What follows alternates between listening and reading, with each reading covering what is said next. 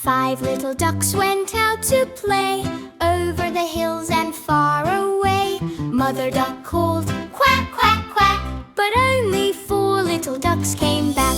Four little ducks went out to explore. They found a stream and splashed some more. Mother duck called, quack, quack, quack, but only three little ducks came back.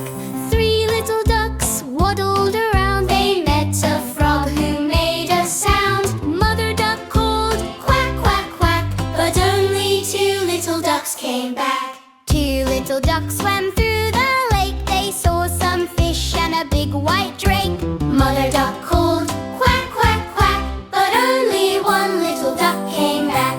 One little duck felt sad and small. He missed his friends and mother's call. Mother duck cried, quack, quack, quack, and no little ducks came waddling back. Mother duck walked out one day over the hills and far away. She called out loud, quack, quack, quack, and five little ducks came running back. Now five little ducks stay close each day.